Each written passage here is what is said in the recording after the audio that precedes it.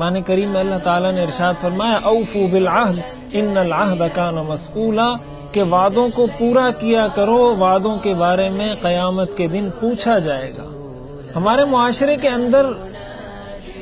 ہم یہ سمجھتے ہیں کہ شاید ہم اپنے وعدے پورے کرتے ہیں، اور یہ ہم نے وعدوں کا ایک خاص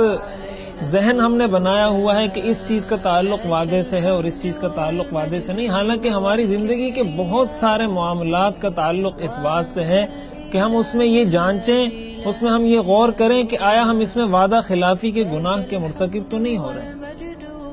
حضور علیہ الصلوۃ والسلام نے فرمایا آیت المنافق ثلاث، بخاری شریف کی حدیث ہے، آپ نے فرمایا کہ منافق کی 3 نشانیاں ہیں۔ اذا حدث کذب، جب بات کرے تو جھوٹ بولے، اذا وعد اخلف، جب وعدہ کرے تو وعدہ خلافی کرے، واذا اؤتمن خان، اور جب اس کے پاس امانت رکھوائی جائے تو خیانت کرے۔ اور ایک دوسری روایت کے اندر حضور علیہ الصلوۃ والسلام نے اسی مفہوم کو اس انداز سے بیان فرمایا، آپ فرماتے ہیں ثلاثۃ من کن فیہ کان منافقا خالصا،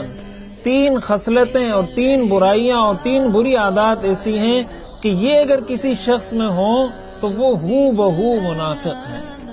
اور یہی 3 علامات آپ نے بیان فرمائی، جن میں ایک علامت وہ وعدہ خلافی کی ہے۔ یہ کتنی خطرناک بات ہے، ایک مسلمان کے لیے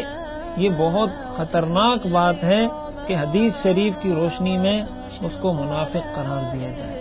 ہمیں اپنی زندگی پر غور کرنا چاہیے۔ بحیثیت مسلم ہماری یہ ذمہ داری بنتی ہے کہ ہم اسلام کو چند چیزوں میں محدود اور منحصر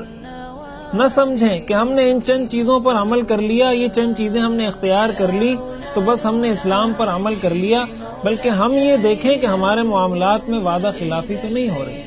ہمارے ہاں اگر آپ دیکھیں معاملات میں، ہماری تاجر برادری کو اگر آپ دیکھ لیں کہ وہ جب پیسوں کا لین دین کرتے ہیں، وہ جب کسی سے کوئی وعدہ کرتے ہیں تو کیا وہ اس وعدے کی پاسداری کرتے ہیں؟ شادی حالوں کے اندر آپ دیکھیں کارڈ پر وقت لکھا ہوتا ہے کہ 10 بجے کھانا شروع ہوگا، لیکن جب آپ جاتے ہیں تو 11 بجے 12 بجے اور نہ جانے کتنی تاخیر کر دی جاتی ہے۔ یہ وعدہ خلافی کی صورتیں ہیں، اور یہ وعدہ خلافی کا گناہ ان چیزوں پر بھی ملتا ہے۔ وعدہ خلافی کا صرف یہ مطلب نہیں کہ آپ نے زبان سے کسی سے کوئی وعدہ کیا کہ میں یہ کام یوں کروں گا اور پھر آپ نہ کریں، یہ بھی وعدہ خلافی ہے۔ اور افسوس کے ساتھ کہنا پڑتا ہے کہ یہ چیز صرف شادی حالوں میں، تقریبات میں نہیں، بلکہ ہماری دینی محفلوں میں، دینی جلسوں کے اندر یہ چیز دیکھنے کو ملتی ہے کہ ایک ٹائم دے دیا جاتا ہے، ایک وقت مقرر کر دیا جاتا ہے، اور پھر اس کی خلاف ورزی کی جاتی ہے اور اس وقت مقرر پر وہ پروگرام ختم نہیں کیا جاتا۔